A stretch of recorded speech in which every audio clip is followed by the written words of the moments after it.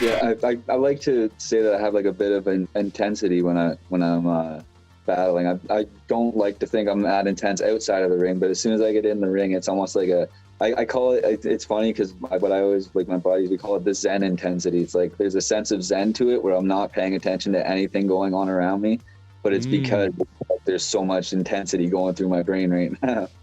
Today on the show, we are joined with BeastMode Battle Rap Champion A1. We do a deep dive into his journey, talk about the early seeds that inspired him to step into the ring, his journey, his evolution to finally becoming the BeastMode Champion, which makes him one of the top active battle rappers in all of Canada. And we talk about a lot of other subjects, such as finding your true self in an art form, and the magic that happens after that, dealing with moments of the most intense pressure in layers and layers of things in the art form of battle rap that you do not see from watching it on the surface. This is such a great talk and an episode I wanted to do for a long time, and it was just as great as I imagined it to be. But I can talk and talk and talk about it, but let's get right into it. Here's A1. Yeah, well, thanks for joining me today, man. We've been talking back and forth. This is kind of like months in the making since you won the title. I've been bugging you, and just both our work lives were just all over the place. And I'm so happy we got a moment to just shoot the shit right now, because your journey has been incredible. And like when I think about even my journey of filming battle rap too in the past few years, you're a big part of that, and just seeing you evolve and grow and then become the champion is just so fucking cool to me, man. Like, it's crazy. Appreciate that. Honestly, it's been a wild ride. You were there actually for the first one. We were talking about this at the last event breakthrough that happened. You filmed my intro and all the battles for the PY tourney, which is actually how everything started. Yeah, and I wanted to get that because like I mentioned, I've seen your journey, but mostly in the ring. Like, I see you at events. We always have like great convo around there, but there's different layers outside of your story that I genuinely don't know, and I'm very curious of like, even for you entering the Prove Yourself tournament, but for people who aren't people who follow battle rap and don't know what we're talking about. Basically, King of the Dot is one of the biggest leagues in North America, and every so often they would have these little tryout events. And this one happened to be a tournament where I met A1. I was filming it, and he jumped in. And I want to know like your process leading up to that. Were you a fan of King of the Dot? Were you rapping by yourself in your room like, I could fucking smoke these guys? And like, how did this all happen? So I've been a fan of battle rap forever, honestly. Like, even before I was rapping, I was a fan of battle rap. I was making, like, I made music, like, just I never really released much, just kind of kept it most to myself. I actually have a laptop with like over 400 songs on it. They're just unreleased. No way. Yeah, that's amazing. It's cringeworthy to listen to some of it now. It's like it started from like when I was in high school type of thing, right? But so I followed battle rap heavy. I went to World Dom 2 was my first live event, I believe. But I've been doing it since like way before that. And then obviously met Organic there, like just like chopped it up as a fan. I was one of those guys getting autographs early back in the day when battle rap was just popping off. I had them all autographed in my shirts and shit. So cool. But so then I started just like sending messages to them like every now and then, like, oh, I'm gonna jump into these one of these times, and got sent towards Gully, who I'm sure every battle rapper does at that point when they hit up Organic. I'm coming to King of the Dot. You got to go through Gully first. You got to go through GZ. He's the gatekeeper of everything, right? He does it. So I messaged him saying it, and yeah, we're gonna get you on something or whatever. And it was, I don't know, I was kind of just saying it. You say it with bravado and stuff, but then once you're sitting there when you're writing or whatever, you're like, do I really want to jump in this? These guys are killers. Yeah, what the fuck did I sign up to? Like, Yeah. Yeah, So it becomes like when the idea becomes something real. It's like so many exactly. people can watch from the distance and like watch this shit on YouTube. It's like, oh yeah, I can smoke that guy. But then the moment you Yeah. finally sign up, it's like, oh my God, like that's Yeah. when nerves you didn't even know you had like kind of kick in. And Well, honestly, like I hadn't even signed up at this point. I was just telling them like, oh, I want to battle, and then when I like sit down, I'm like, I'm gonna write some battle bars and stuff. It's like, oh shit, like these guys, you know what I mean? But I eventually, once I saw the PY tournament thing, they were saying that they were doing the Prove Yourself tournament and they wanted people, so I hit them up and he said, yeah. So I literally just started writing. That was like, I think I was 4 weeks out. So I started writing a bunch of stuff and I was like, some of it I still like to this day. I like some of it. And then some of it, when you watch back, you can tell it's part of the times. But Mhm. yeah, it went good. I showed up. And it's funny too, because that tournament, there was 16 battlers. And I think it's like 10 of them today are beast mode battlers still, or like we're like very active beast mode battlers, and I'm friends with like I think everybody that was in that PY tournament, the original one. Yeah, So it's such like a crazy grouping because we've had like from being around like behind the scenes back in the day, we had different like PY events and not always the tournament format. And yeah, maybe like one or two per people each show, like maybe even just one person every time we had one out of the whole group would like stick around and push through it. Where that one grouping in that tournament yeah, was is like I didn't even think of it until you mentioned it right now. It's like, yeah, like a lot of these guys are still around, you know, like where it's like the I BBS was in there, Merge was in that one, CJA was in the first PY tourney actually. yeah, that's amazing. Yeah, Yeah, and I remember you being one of the standouts as well too. And like you mentioned, like maybe some of your stuff, like you look back now compared to how you evolved, you're just like, yeah, fuck, like this doesn't hold up or whatever. But for your very first time, I remember that being incredible, and even to the point where whether they told you or not, like a lot of the King of the Dot staff and like legends like a Bishop Brigante and Organic were very impressed with you too, and be like, that guy's one to watch, to the point where like maybe you didn't have everything at the time, but they knew you had the potential and just the yeah. overall vibe, you know, like there's something you can't teach certain people, which is like stage presence, which I always felt you had. Yeah, I like to say that I have like a bit of an intensity when I'm battling. I don't like to think I'm that intense outside of the ring, but as soon as I get in the ring, it's almost like I call it's funny because what I always like my buddies, we call it the Zen intensity. It's like there's a sense of Zen to it where I'm not paying attention to anything going on around me, but it's because Mm. there's so much intensity going through my brain right now. Yeah, yeah. And yeah, I guess it's probably like a lot of like professional artists get that, like whether they're like a guitar player just ripping a solo or a comedian just ripping a set as well. It's I've heard this from other interviews on the show too, where you do get lost in the moment. And sometimes like as an artist, like that's the only place you can find that. And you I That's my favorite thing to watch if I'm watching like a live concert, like some old like rock bands and stuff. Watching it, once you hit that guitar solo, when you see the guitarists close their eyes and they start swaying while they're going off, it's like, oh, he's in the moment right now. I love that. yeah. I And a feel lot of feel time, yeah, yeah, you could feel it. And a lot of times like when a moment of brilliance like that happens, you can talk to the artist afterwards and they don't even remember it. Like it's almost like a black. Do you get that feeling when you like crush a battle? You're just oh, like, it's whoa, what almost happened there? every single battle. I was saying this to Skrilla Cam after the battle I won the title. We went out afterwards. I couldn't say a single line that I said in the battle. It's like I black out and then it's just like something in my brain just like deletes it. The moment the battle's done, it's like, oh, I'm done with this, and it's gone. It's like I just snap out of it and I forget everything. Yeah, yeah. And I even remember after you won the championship, we went up the block just around the corner from the venue was a Hooters. We all ordered a million chicken wings and you're sitting there with the belt. And I would like I think a lot of people would imagine you like drinking and celebrate. I remember you just being so like calm and like chill, and the rest of us were excited for you, but you were just kind of like just I in, was soaking it in. Yeah. I'm yeah, like yeah. that.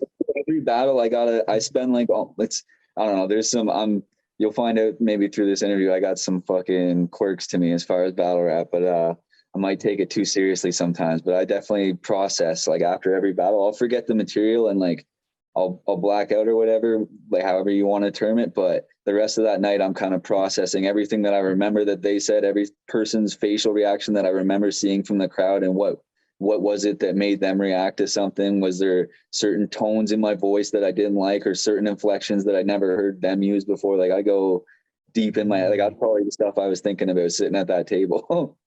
Man, that's so cool to hear too, because one thing I have noticed from seeing your journey at events and being in the ring beside you is that every time you do something, you get better and better and better each and every show or event. And to hear what you just said, it's kind of crazy, like how you analyze all that stuff, but that's what it like takes to get to the Yeah. next step and stuff like that. So Oh, yeah, you have there's such a level of awareness, and like the mhm. people at like the that upper echelon of battle rap, they're so talented beyond just like their rap abilities, like and it's like not even just charisma, it's all of it together, and then that awareness that we're talking about, like at the same time to know that there's up to 1,000 people watching you, and to somehow keep all of them engaged and still be looking at the camera and be having the host beside you reacting, like it's something else when they can deliver all of that package together. Yeah, and it's funny too because like I often compare like battle rap to wrestling. Like it doesn't get like the like lots of people will like shun it just because of the style of entertainment, and they see it like what it is on the surface, Yeah. but there is so many layers to what is actually going on. Oh yeah. And even till now, like I've been like around the battle rap scene for like 10 years, and I'm still finding like new things I appreciate about the art form and culture. And again, it's like a casual can turn it on and just be like, oh, these guys are just talking about like killing each other and like rhyming and stuff.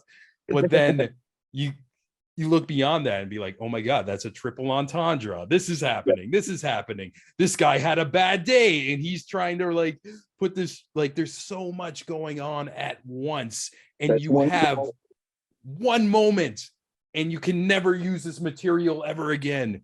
It's Yeah. wild. Yeah. There's stuff from old battles that I wish I would have saved for now, because it's like stuff that's like, well, it is what it is, but it's just there's good material. But like you said, once and it's gone. If you say it, it's like you can't say that again. And if someone else says it, you can't say that. Like it's gone. It's out there already. Yeah, true, true. But as And far as the wrestling comparison, I agree totally. But I like as much as the wrestling I agree with, I also just think that there's like a more modern, I guess, is the UFC. I like just the format of the UFC with the rounds and everything. And while there's not the physical implications, obviously there's still like you're trying to damage your opponent, you're trying to knock them out, you're trying to like do the same type of thing. And then there's a camaraderie afterwards most times, like the same way.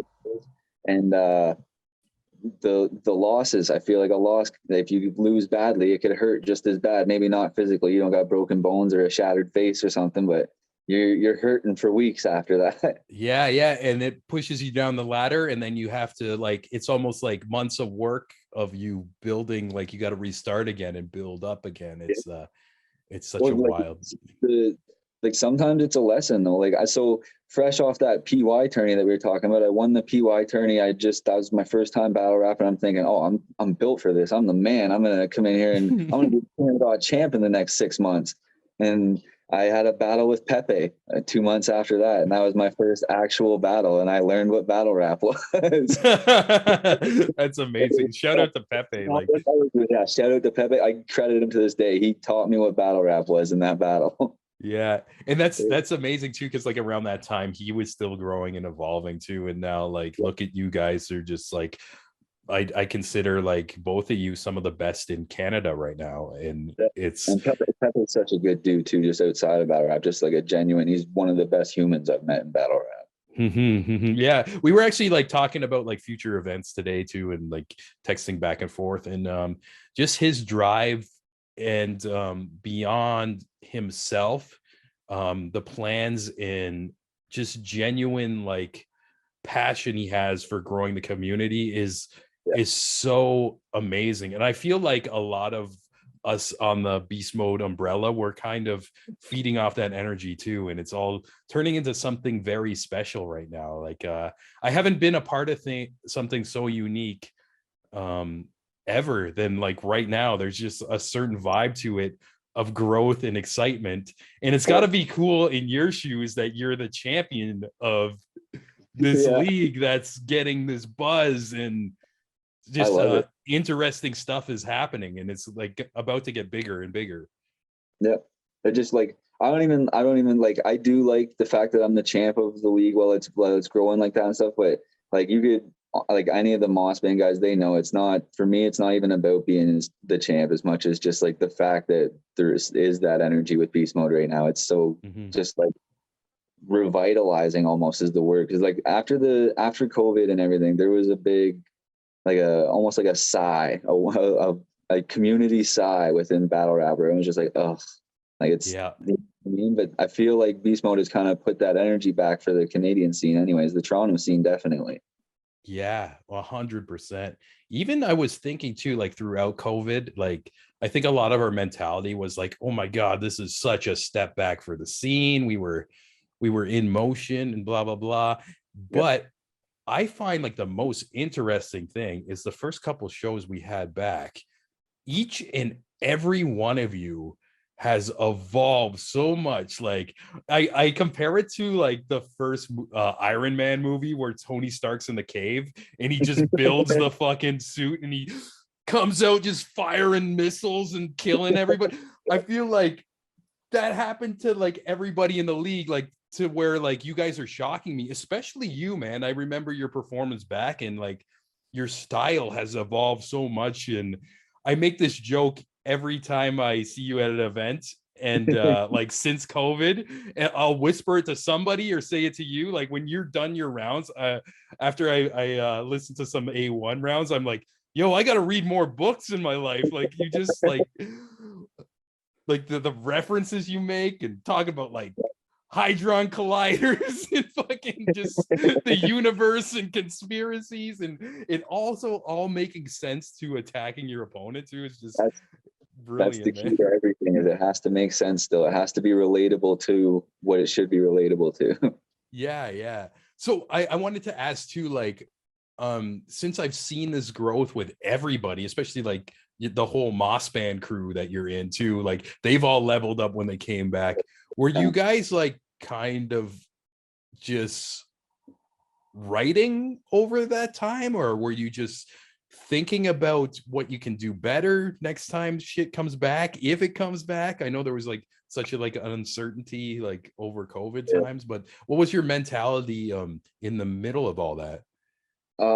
So like personally, I was writing through the whole thing. I'm always writing. So I actually had a laptop die a week out before the Skrilla Cam battle, and I don't know if this is taboo to be saying for some ammo for someone in my future battles, but I had like 7 or 8 rounds worth of like that good stuff that I had been like switching my style to, and it's all gone now. Like I lost it all.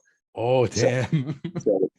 So I was stocking up over COVID. Like I had some shit just sitting there that I was like, obviously I'm gonna use bits and pieces and apply it to whoever is my opponent, getting kind of fourth wall in battle rap right now. But yeah, it's gone. So basically I was stocked up, but I'm just kind of writing as it goes. But speaking for some people, like without names, whatever, there is people who I know were writing over COVID, and there's also people who completely lost their love for battle rap because battle raps. You gotta love it to keep doing it, because it is a commitment, especially if you're gonna be grinding and try and like actively battle every month or every 2 months. You're writing in between there, so it's not like you're not just doing anything in that meantime. So the break, I think some people got used to not being in that mode, and then they didn't want to get back into that mode where they feel like they have to be writing all the time and stuff. Yeah, it was definitely like, I can imagine for like a lot of you guys that time away from it had to, like, even though like the world was in a fucked up place, it had to be like such a breather and a bit of a stress release instead of always thinking about like your next opponent. And because it's such like these are such high pressure situations you guys are putting yourself into. Yeah, I loved it because like well, evident by the style that I rap with when I battle is like my favorite part about battle rap is writing the battle. Like how challenging myself, how creative can I get and still make it within the limitations of battle rap before they think, oh, he's just spitting crackpot spells up there. You know what I mean? Yeah, yeah. That line sometimes, but I feel like I'm doing it well right now. Where there's sometimes where I'm going in there, like this one might be the one where they're like, he's lost it, he's gone now, like he's Yeah. crazy. But I think you kind of not only found like your style but found yourself. And Yeah, again, yeah, like I always like relate things to different art forms because we talk to like so many different people on this show too. And I yeah, find the magic happens whether you're a musician, a comedian, a battle rapper, a writer, whatever, is when you can tap into something so unique into yourself that nobody else can do because it's you. yeah, But it takes time and like a journey to get there. And I yeah, think what's very interesting about coming back after COVID, I feel like a lot of like the scene, especially in beast mode, a lot of these people have tapped into that, like whether it's like a dysfunctional, a boss man, Riz, Dubs, Illy, yourself. Like there's, I can go on and on. I'm probably forgetting a couple of names. Sorry if I didn't shout a bunch of you who've tapped into that, but there's just that's something special which I think is needed to evolve. And I wanted to ask you, um, when you started writing in this style, um, did you have a moment that you recall where you had an epiphany where you're like, this is what I need to do? Like, yeah. So the first time that I actually like, if I call it the style, I like if we were to name it, I call it between just like a little inside joke between the Moss Bang guys. I just call it the formula because it's I figured out the formula. So it's like when I'm nice. in that style, it's like I'm using the formula for this round. But Mm-hmm. I the first time I did it was actually versus Scott Free in a GZ battle that I did. I actually lost that battle, shout out to Scott Free. But I did it in my third round, and that's the round that everyone gives me. And I was like, oh, they like when I just rap. And it's like for my music stuff, going back to that, that's like I would just be going off on crazy tangents about conspiracies and aliens and all that stuff. And Yeah. I know how to rhyme, like, and I know the context of what I'm talking about when it's that stuff. Like, I'm not just kind of like saying it because it rhymes. I know what I'm talking about when I'm saying it.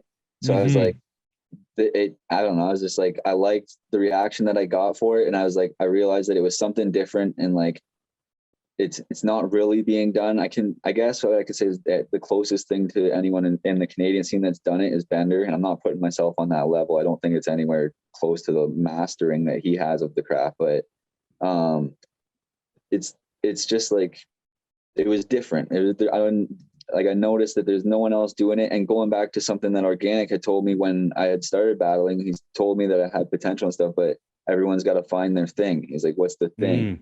It was just Yeah. like that's the moment kind of where I realized I was like, oh, there's my thing. Like I can rap better than these guys about stuff that they don't even know what I'm talking about, but it sounds good and people like it. So and then it's just it's tailoring that and fine crafting it. And then there's certain battle rap limitations where you got to keep things within the constructs of battle rap to get reaction from a crowd and for them to be like, oh, that sounds like a battle round, and or as opposed to that sounds like a mixtape verse. Where so it's Mm-hmm. fine tuning those crazy thoughts into a battle rap format. And then I once I did the Scott Free one and saw that, I spent basically the whole lockdown fine tuning that, and then this has been the result. Yeah, that's awesome. And like you mentioned, you do like talk about like conspiracies, aliens, Oh, there's government shit, space, all that. So is this like something you're always like searching for, like little angles, or is this something like just media you just naturally consume because you enjoy it? in saving myself for future battles, I'm not just like some giant flat earther alien conspiracy guy who's like always Yeah. to get us, dude. But um it's more so I like taking in information. That's part of also why, like, I think with the analyzing during the battle thing that I was talking about in the black and whites, because I got so much information coming in, it's like a high almost. So it's just like I like watching documentaries about something that I have no idea what it is, but I'll learn something, and then maybe that'll turn in. It's not that I'm watching it with the intent of turning it into a bar. It's just that's on my brain when I start writing, and all of a sudden I'm talking about some random documentary that I watched. Yeah, it's cool because it's like your style is so intricate, but I noticed some people they'll try to do that, but it seems forced. And with you, the groove you get into, it just seems natural. It seems like, and especially that I guess that comes with confidence of being on the stage so much times, and like you mentioned before too, actually knowing what you're talking about. I'm sure like I could take any part of like your conspiracy bars or whatever and ask you about it after the battle, and you'd be like, oh yeah, I seen on like this documentary this, and this leads to that or whatever. It's just like it comes off natural, even though it's like just wild, like the style. Yeah.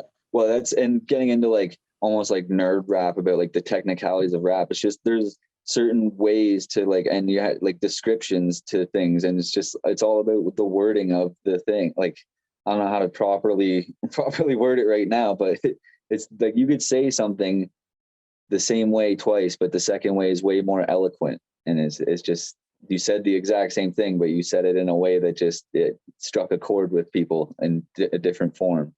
Yeah, that's facts too. And that's what's again scary about the art form. You can have something you write and you love it, but again, you can only perform it this one time. Where I've dabbled in stand-up comedy, and I had a moment where I delivered something wrong, and I was just like, that didn't hit, but it was still like there's something in there. And then I would do it again like the next week at an open mic and just tweak a word or whatever, and then it hits, just boom. And I had like a lot of battle rappers say they thought like doing stand up would be is harder than battle rap, but I totally fucking disagree, man. Like you can tweak and learn and say the same thing over and over, where you guys only have this one moment to do your Yeah. own thing. Cue the See, 8 Mile soundtrack. as someone who's only battled and like I've never done stand-up comedy, I actually feel like that stand-up comedy is more difficult. But then again, I haven't tried it, but it's such a different pressure, right? I'm used to the pressure of battle rap where the stand-up, I can see where it's more free flowing and whatnot, where you don't have that, but there's also, it's like you're required to make them laugh. Instead of feeling any emotion, you have to make them feel one certain emotion. Oh, true. That's interesting too. Where Yeah, it's like, as yeah. long as I make them feel something, I did my job. But you have to try and make them laugh. It has to, you know what I mean? Yeah, yeah. And But I think it comes down to the person, right? There's people who are more inclined to make someone laugh as to making them think. Where there's, true, true, very true. And obviously like when I watch you too, there's such a level of comfortability you have in the ring. And I notice this like talking to other performers as well. Like sometimes it may appear that way when the light is on, is go time, but beyond that surface, they're a nervous fucking wreck. And I just want to know, like, how do you feel when you're about to step in the ring before a big battle? it used to be like up until recently, it was nerves, and like I still have nerves, like to a degree, but now it's like I've done it enough, and I did a couple short notice battles recently versus Tipsy, and then one versus Uncle Buzz, and those are honestly where I gained a lot of confidence. Where like I always had a routine where I would have my stuff memorized at a certain time out, and then I would spend 3 days doing this, and then I would like very routine. And those battles weren't routine, and I still got through them, and arguably two of my best performances. So coming off of that now, like the last two battles, I think it's two or three since then, it's like there's not much nerves going in there. It's like as long as I know that I have my material, and I know like it's it took a bit to the fine tuning of the style switch, I guess, if you want to call it, like to the formula and stuff. Is there's like those battle rap ears where they're tuned to listening to certain things, and certain things that they're looking for, like double entendres and funny jokes about someone, or a disrespectful line about a family member that's going to get a certain reaction from them.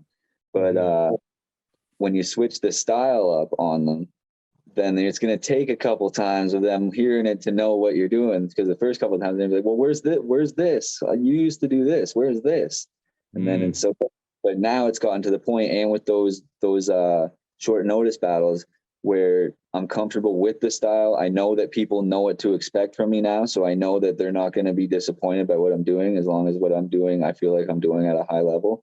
And it's just a matter of like, not nerves, but like I want to perform well. I guess it's like more of a slight pressure, but not nerves where I'm sweating and tensing up before a battle.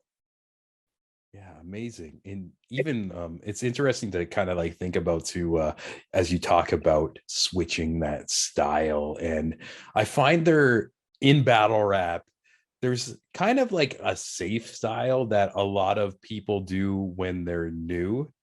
And kind of goes back to us finding your thing, as Organic said to you.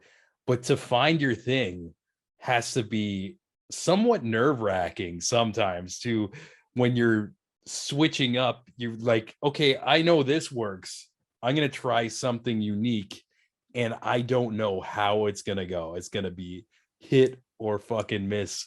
But also, I think stepping into those boundaries is what makes you grow, whether it succeeds or fails, because that turns into a lesson of what you can tweak to be an individual in the battle rap thing.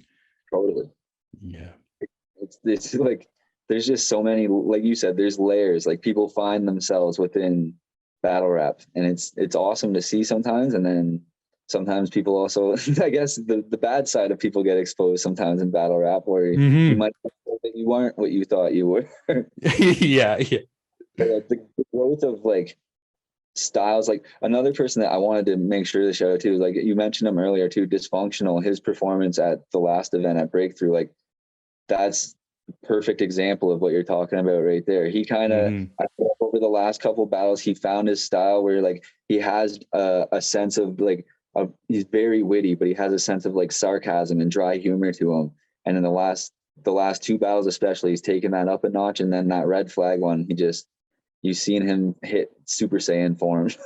Yeah, that was the most comfy I've seen him in it. It's again another one of those examples where I find it so rewarding to kind of like be a fly on the wall with you guys and see you guys evolve. Because even I do much different things than you, like beyond filming, and like just I think about things like with my podcast and stuff. I get so inspired from the energy of the Beast Mode community, because everybody's just trying to get better and better, and I get to watch it happen. And when I see a moment like you winning the title, or Dysfunctional the other weekend just leveling up against a vet and just boxing with him and finding himself, it's just I get such a charge from that. And it's like, even though like a lot of you guys like thank me after events, like, oh, thanks for filming or whatever, I'm selfishly getting so much fucking inspiration from this. It's almost scene.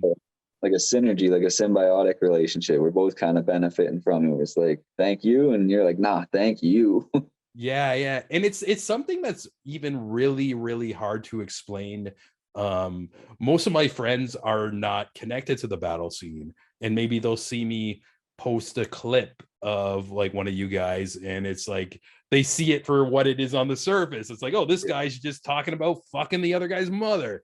But I hope, like, I know a lot of people like they listen to this show, and they even like listen to episodes with people who are in art forms that they don't know about. And I hope like from talking to you, they can see all these other layers and why we as like a whole like appreciate this so much, and why it's so hard and difficult and amazing. So much and goes into it. Yeah, it's awesome to hear you break down your process as well. And I kind of want to know as well, like when you're preparing for a battle, do you have a moment where you're like, okay, I'm gonna sit down and write? Or is it more unconscious, like just is battle bars always something on your head as you're like walking around like town or driving and just like see something and that connects to this? Or like kind of what goes on in your process? It used to be like that, where it's like you see something and it's like, especially starting out when battling is like, people become obsessed with battling when they start. Like it's addictive. Like the layers to it. Once you start digging into those layers and that psychology, you want to find out more and keep going. And yeah, you look at a street sign and you're like, oh, I can make a bar about that. Or you see some random thing on the street and you're like, oh, that's a bar. But over time, I've kind of tune back from that, because you can go crazy doing that and you start forgetting about other things in life. Yeah, But yeah. I have I, again, going back to the OCD things, I guess, or whatever you want to call them, the quirks. As soon as I get booked for a battle, that night I stay up and I write and I write and I write until I have, like I've said, everything that I can think of that's like the surface thoughts when I think of that person. So it's like all of that gets out of the way. And then it's like, normally after work or right before bed, I'll try and, like, a couple times a week, I'll sit down and then it's like, try and spend a couple hours writing, but like that could turn into a 6 hour thing. Cause like you were saying, you got to find that it's a journey to get into that zone and to get to like, to where you want to be. You got to make sure that you're holding yourself to a standard. And like, I can write a whole bunch of stuff in 15 minutes if I wanted to, but in order to write that stuff that's like consistent with what I feel like is my best, you got to sit there and write and tweak it so it could turn into a 6 hour thing or a 4 hour session that you planned on sitting down for a half hour or something. So it's like, and it's just sporadic. So it's like, maybe the night that I get booked for the battle and I know it's locked in, I'm sitting there writing and writing and writing. And it's not necessarily like structured. It's just a bunch of random thoughts. And then it's more about spending a couple hours here, structuring it. And then once I have enough material to make like 2 rounds, I'll normally cut that material down into 1 round, which would be like the best round. And then I'll keep writing until I have 2 more rounds and then cut that down into 1 more round. And then when it's just a matter of nothing like extensive, like where it's like every day I got to come home and write and write and write, but it's like a couple times a week I'm going to write. And then 3 weeks out from the battle, I like to be done writing. And then it's spending 3 or 4 days on just memorizing and make sure I have the words down. And then it's practicing. Okay, I know the camera's going to be this way, the crowd's going to be this way. I'm going to make sure I'm sitting on this side of the ring when the battle starts. So I, like, when I'm pantomiming it right now, it's going to be exactly the angles that I'm pantomiming. So it's like, and that's the stuff that goes into battle rap, prepping the couple weeks out of it. And then it's like, but that's me though. I'm super prepared. There's some guys even within the league, without ousting them, there's guys I know that start writing 6 days out, and it's their ritual. Like 6 days out from the battle, they start writing, and then they want to be in that like free flow state. It's like, as long as I have it down enough to get into the battle, I'll figure out the actions and everything else in the battle. But I don't know. I feel like I'm best when I'm prepared. Yeah, that's so interesting to hear too. And yeah, I can see everybody having like a different process. But it gives me anxiety thinking of like the last minute guys, and like, say you sit down and then imagine like you just get hit with like a writer's block or something like that, and your time's limited to even practice memorizing your material, which is a whole other fucking skill as well. And even when I did my my one-off 1 round or 2, that was the only thing that was causing me anxiety, because I knew what I wanted to say, I had it down, and it just was haunting me. It's like, what if I don't remember? Which I did like skip over a part and nobody noticed. It's just like magically connected. But do you ever feel that way too with like memorization? Because That's another thing about, it's so funny about battle rap is, I guess one of the things that, because you're performing, they don't know your material. So if you skip a line, they don't know that you missed a chunk of material or whatever. But in your head, that's what trips a lot of people up, is like, just keep going and skip it. Don't try and, oh no, I missed something, and then go back and end up choking yourself up or tripping over, and then all of a sudden you just ruin the whole round. It's so crazy, because in your head, you just messed up and you're killing yourself for it, but they have no idea. They're like, this is a good round. Keep going. yeah, and you know what's crazy too about that? I noticed too, sometimes people will slip up when they're in that flow state, and it's almost like they, even if they pick it up, they'll be beating themselves up after, like, yo, Yep. I fucked up. It's like, Yeah, well, we didn't notice, man. Like, shit. it happened to me a couple times where like I'll Yeah. be prepping with the Moss Band guys the night before, and I'll go through the rounds, and they sound like flawless, and there's little voice inflections that I do, and I'm like, I need to remember that, and it's like, okay, that was the performance, and then it's you do it in the battle, and it's like, oh, I didn't do it the way that I was practicing it. Like it kind of fell a little bit of flat, but Mm. I don't know, depends. Sometimes you don't have the energy that day, I guess, or you like there's a whole culmination of things that go into once it's actually battle day. You gotta everything's gotta be. That's why I like relating it to UFC too, because fight week it's all about like making sure the fighters at their peak performance. Like you don't want to be overtrained. You want to be in your peak. You don't want to be training during fight week. It's like all about relaxing and making sure that you're like in the mental state to go in there for war. Yeah, it's so complex. That's what I love about it too, man. It's so cool to hear you break it down this way too. And I expected this from having an episode with you too. It's just I can tell like you really think about this stuff beyond the surface too. Yeah, Yeah, kind of relating to like just being in like these different mental states too. I noticed, and once again, shout outs to Pepe, like um really a big one of the biggest driving forces of our last event and why it was so epic. And he had to perform against like one of like such a top level guy from yeah, one of the biggest leagues in the world. We were flying him in. His name's a Saga from the States. And so Pep is in one of the main events, but also running the event for 2 days, picking up running. people at the airport. And there's other things that I'm not going to talk about. Maybe he can talk about it one day with you guys, but I'm just going to keep like, there was some other layers of things that happened throughout the day that was throwing a wrench in his gears. He did his thing. In my opinion, one of the best performances of the weekend. But then immediately after, I went up to him and I'm like, oh, good shit, man. And he looked at me with like this straight face. He's like, was that any good? Because his head was so in other places. Oh yeah. And it's just battling is wild. And it almost goes like full circle in our conversation when we were talking about you winning the title too. And you just kind of being like quiet and talking about like when you get in that zone, you black out and you don't even remember what happened in the ring. Like it's wild. Yep. It's like for him too though, that was just a whole nother monster. That was a big event, first 2 day event in a long time in beast mode, biggest event in a long time in beast mode as well.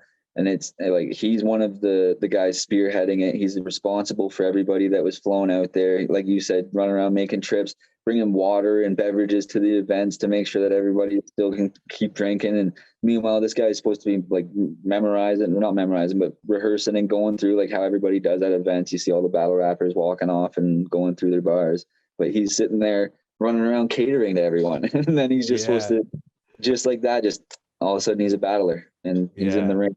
Time is different level, man. It's like if I was in his shoes, I'd have a fucking panic attack. Yep. Even like yeah, but we're all built different, and we're lucky to have him and Wheezy and Joey sure. And just everybody. It's an interesting synergy happening right now. Wheezy's another one who's very important within the Canadian battle rap scene in general. Like he's thrown huge events with Beast Mode way before even my time, where they had like PH and Cortez out to battle the generation that was coming up then, who's now like the vets, like the franchises and Joey's and stuff of the league now. So it's like we from day one, he's been that guy. He's the one who started it all. Well, not started it all, but took over everything and started this movement, started what Beast Mode is now. And it wouldn't be with you. Yeah, 100% too. And even I remember him on a live that inspired me. Like down the road, I'm definitely going to have him on an episode of the Creative Imbalance and tell more about his story. And I remember like a live he went on Facebook a handful of years ago, just kind of talking about like why he made Beast Mode and just kind of his genuine philosophy around it too. And it is for us to have a place of community. And even like, I don't want to butcher his words. I want to have him on here and say it, but it is a place for us to grow and have a community. And you could tell in his actions that it's not about him, you know, and it's genuine, and it bleeds out into the community. And I just feel so lucky to meet him and be a part of it and know you guys, because that energy is in the room, even though people watch this on YouTube and see us like saying the most horrible shit to each other. The second I stop the record button, you guys are hugging, having a drink, and it's a party. You know, it's a beautiful family. And Yeah, and he keeps it that way too. He is like the enforcer of the family like feeling. It's not beast mode if it's not that family feeling, and that Wheezy makes sure it stays that way, right? Like he's one of the most welcoming people to anybody in the league. yeah, even after the last event, so I was talking to some of the out of towners, and each and every one of the American guys said the energy is so different in a good way at Yep. this event. And even to the point where Saga was saying, oh, sometimes I fly around North America, I go to these different shows, and I'm an out of towner, and the room doesn't want to fuck with me because they want to see him, they want to see me die. You know, it's like their guy against me. But where Yeah. beast mode, there's such a non-bias where, Yeah. say, like one of the out of towners like kills like one of our best friends, we'd be like going up to like our buddy who we should be biased to and just being like, yo, you fucking sucked like that time. You know, there's such like an honesty and non-biasness to it. It's beautiful. Yeah, and it's a rare thing, but it's true. Yeah. There's crowds that are definitely super biased, and it can almost ruin the footage and like ruin the vibe of an event, where that goes back to that Wheezy making everyone feel welcome. Even if you're not from the league and you're battling there, he's going to make you feel like you're one of those guys that's been with the league for 5 years.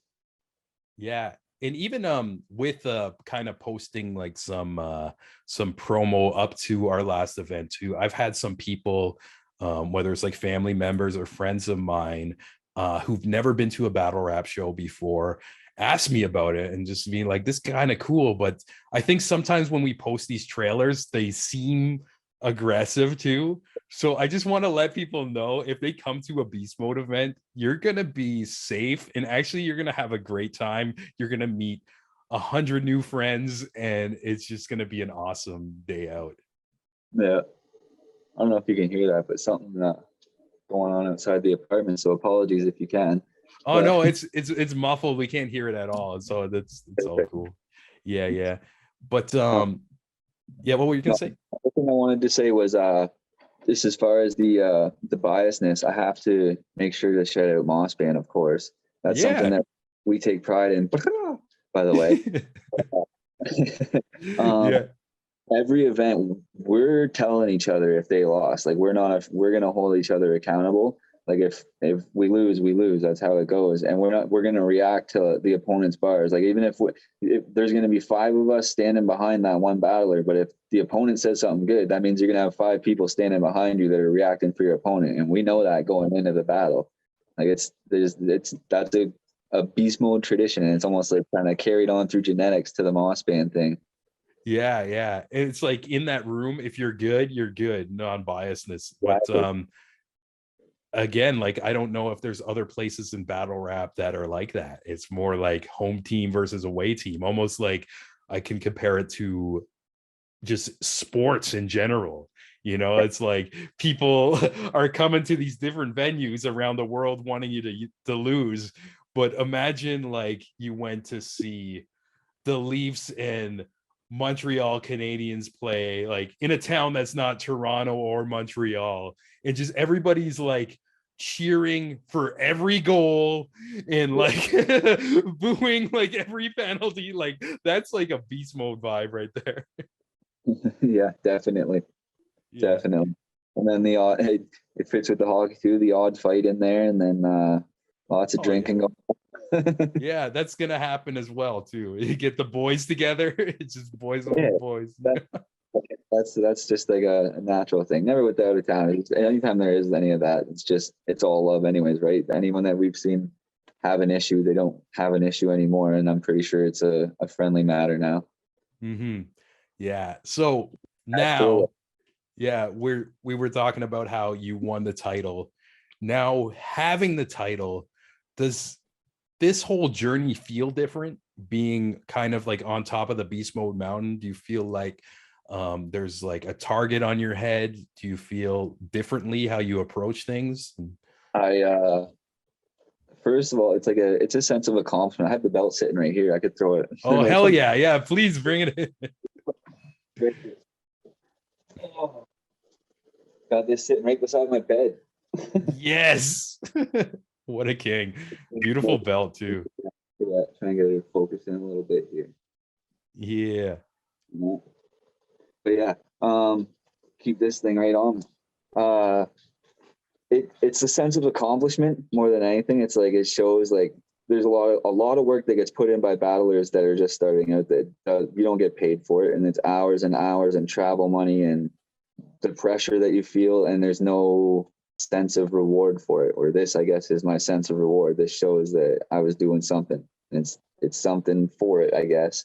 But as far as the having the target on my head, I welcome that. I want to be the guy that people want to battle, right? Like I want, as much as it's not intended to sound cocky, but like I like to be challenged. So I want to go into a battle thinking that this guy's already been writing for me, because it's going to motivate me to write even better and be like, oh, I'm the 8-ball. I got to catch up and get ahead of this guy. And then I feel like that's going to bring the best out of me. Almost like some weird Michael Jordan shit where you got to find an edge. Like, oh, this guy thinks he's better than me. He's already ahead of me. I'm going to catch up to him and lap him now. Fuck yeah. It even shows just how much of a true fighter you are. And that, that just kind of bleeds out into your style, into the ring. Even though you're talking about all this intricate stuff, there's a certain style of aggression to it as well. Like, fuck you, you're not beating me. It's just a vibe you bring in the air, which is great and something you can't teach. It's just you have it or you don't have it. Yeah, it's like it's intensity, but it's almost like I hate saying the word cocky, but it's like a confidence, I guess. Like I know if I rap the stuff that I wrote and the way that I want to rap it, you're gonna have to do amazing to be better than me. You might be different than me and you might make them laugh or do something different than what I did, but to classify it as better than me, you're gonna have to be amazing. And I want to have that vibe while I'm rapping, because like I want the crowd to feel that way too. Like, oh, he has to be amazing to be better than that. Yeah, fire. And to let people know around the corner, pretty soon A1's new battle is going to drop against XQZ. Absolute classic on both sides, just so fucking entertaining.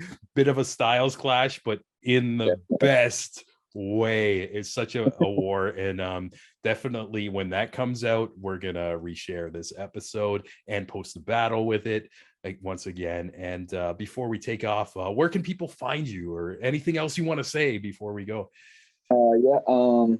I'm A1 Day One Beast Mode on Twitter, and then that's really the only socials I'm rocking right now. Other than that, though, we just started. Sorry, my phone keeps popping up. We just started the Moss Band YouTube channel. Actually, it's just Moss Band, and Dysfunctional has been doing a lot of work for that. We got some videos dropping. I believe there's one dropping on Monday. We're going to be dropping compilations and doing ciphers and doing some Boss Man watchbacks where we all watch some battles and stuff. Lots of content going to be dropping on there. Dubs Spring Tea site, I'll get Dubs to actually post it on his social medias. It's Big Dubs. And Yahweh, YAHWEAH. He's got Boss Man merch. He's got shirts with the blah all over it.